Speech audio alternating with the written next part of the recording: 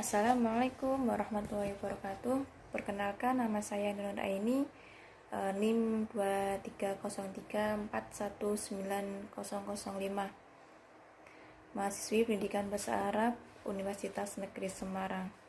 Di video ini saya akan membacakan soal dan menjawabnya untuk memenuhi tugas ujian akhir semester mata kuliah sosiolinguistik. Baik, saya akan langsung membacakan soal yang pertama. 1. Kajian linguistik yang mempelajari sistem internal bahasa dan atau struktur bahasa disebut kajian C. Mikrolinguistik. 2. Kajian bahasa yang lebih memperhatikan perangkat tingkah laku bahasa lazim dimasukkan dalam kajian A. Sosiolinguistik. 3. Perangkat sistem yang abstrak dan seragam bagi semua pemakai bahasa disebut juga longs. 4. Bahasa adalah suatu bentuk tingkah laku budaya manusia, berarti bahasa itu heterogen. 5. Variasi bahasa yang digunakan dalam stratifikasi sosial dikelompokkan pada kriteria tertentu, kecuali A. Kriteria material. 6. Dalil bahwa bahasa adalah bentuk tingkah laku budaya manusia, berarti bahasa itu D. Heterogen. 7. Sosiolinguistik yang memusatkan perhatiannya pada penggunaan bahasa dalam sosial budaya disebut C. Etnografi komunikasi. 8. Sosiolinguistik yang berupaya memberikan pengorganisasian penggunaan bahasa dan perilaku terhadap bahasa yang lazim diterima dalam masyarakat tutur lazim disebut B. Sosiolinguistik deskriptif. 9. Dimensi kajian bahasa dalam sosiolinguistik berhubungan dengan variabel sosial dan C. Linguistik. 10. Variasi dialek sosial yang dianggap berfungsi dalam masyarakat disebut D. Sosiolek. 11. Fungsi bahasa yang bertindak untuk menguasai serta untuk mengendalikan oleh Halliday dimasukkan dalam fungsi C. Regulasi.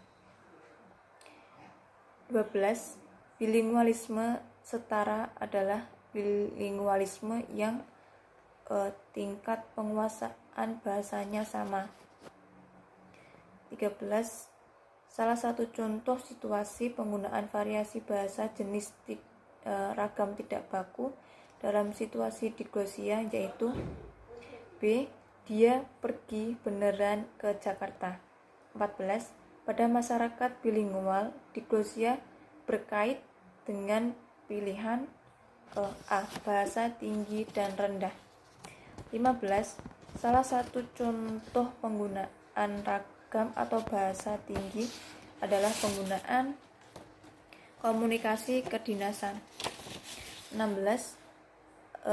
Bahasa Indonesia baku mempunyai ciri-ciri berikut kecuali digunakan D. dengan teman sekantor. 17. Situasi plus bilingual yang dikurangi diglosia terjadi jika pilihan bahasa berkaitan dengan status bahasa tinggi dan rendah. 18. Situasi diglosia bilingualisme terjadi jika ada kondisi berikut kecuali masyarakat menggunakan satu bahasa saja. 19. Ketika Anda melihat seorang pelayan yang hanya menguasai bahasa daerah bercakap-cakap dengan majikannya, Anda sedang melihat praktik bilingualisme tanpa diglosia. 20. Seorang ustadz sedang memberikan pengajian di Masjid Istiqlal dengan menggunakan pengantar bahasa Indonesia dan bahasa daerah. Ustadz tersebut sedang melakukan praktik diglosia dan bilingualisme. 21. Mengapa masyarakat tutur itu dapat berbentuk? Karena kebersamaan dalam kode-kode linguistik. Dua-dua, kompleksnya masyarakat tutur ditentukan oleh banyak dan luasnya variasi bahasa.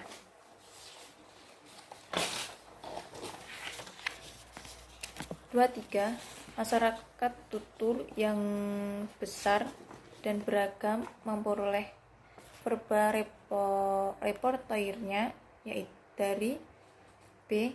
Interaksi verbal langsung di dalam kegiatan. 24. Penanaman bahasa masyarakat tutur seorang tutor dilandasi oleh kriteria pelapisan sosial berdasarkan pada kriteria A. Ekonomi. 25. Masyarakat tutur yang memiliki kompetensi berbahasa lebih dari 3 bahasa atau lebih, termasuk masyarakat tutur C.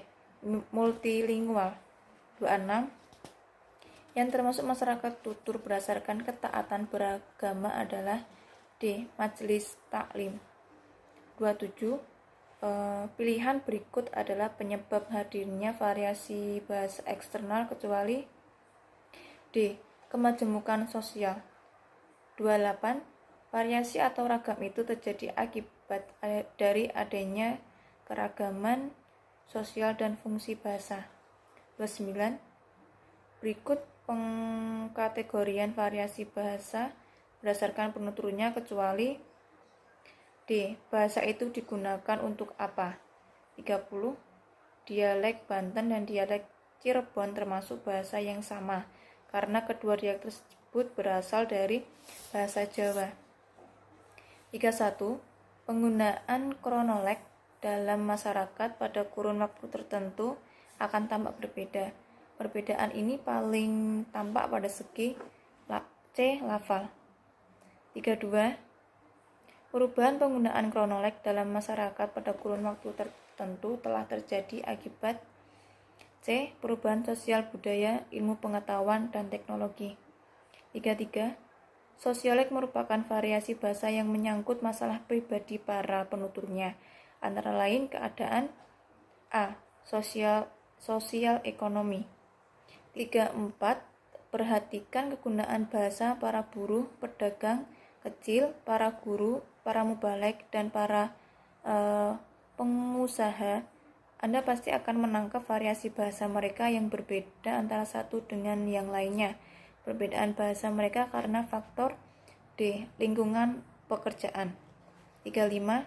Bahasa Jawa dan bahasa Sunda dan bahasa Bali mengenal unda-usuk. Unda-usuk adalah variasi yang berkenaan dengan tingkat kebangsawanan. Contoh kosakata yaitu mati, meninggal. 36. Akroleg merupakan variasi sosial yang lebih tinggi atau lebih bergengsi daripada variasi sosial lainnya. Salah satu contoh akroleg yaitu B. Dialek Yogyakarta. 37.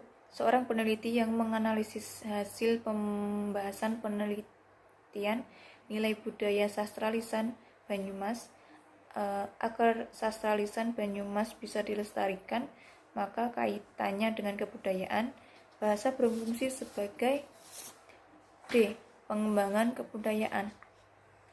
38. Berikut ini termasuk fungsi bahasa perorangan kecuali B. Fungsi transaksional. 39. Mengenali dialek seseorang dari karya tulisnya memang lebih sulit daripada melalui C. Berbicara. 40. Hal-hal berikut merupakan faktor penyebab bilingualisme kecuali bagaimana enaknya berkomunikasi. Pertimbangan pilihan bahasa atau ragam dalam diglosia dilakukan penutur berdasarkan pertimbangan D. Fungsi ragam dan bahasa yang tidak perlu terkait dengan derajatnya. 42. Penggunaan dialek tinggi atau rendah yang tidak cocok dengan situasinya menyebabkan si penutur bisa menjadi cemoohan atau tertawaan orang lain. Kasus ini perlu dipertimbangkan jika situasi perintah pada pekerja digunakan B. Pilihan bahasa tinggi. 43. Berikut ini wacana kodifikasi formal dalam standarisasi ragam tinggi kecuali C. Karya sastra. 44. Salah satu ketentuan perbedaan bahasa tinggi dan bahasa rendah yaitu fungsi bahasa pilihan. 45. Mengapa dalam situasi resmi bahasa Indonesia dipilih dalam kebiasaan bilingualisme? C. Karena bahasa Indonesia berkedudukan lebih tinggi daripada bahasa daerah. 46. Hubungan antara bilingualisme dan diglosia terletak pada A. Titik temu dan titik pisah antara bilingualisme dan diglosia. 47. Mengapa diglosis tanpa bilingual tidak dapat disebut sebagai satu masyarakat tutur? Sebab kedua kelompok tersebut sangat bervariasi. 48. Manakah pernyataan yang benar? C. Masyarakat Indonesia adalah bilingual dan diglosik. 49. Negara manakah yang tidak menggunakan bahasa mereka sebagai alat komunikasi dalam kesatuan kedaulatan? B. Singapura. Fishman mengatakan bahwa bilingualisme adalah karakteristik kemampuan penggunaan bahasa yang individual. Berdasarkan tingkat keformalannya, variasi bahasa tersebut termasuk C. Ragam santai. Terima kasih.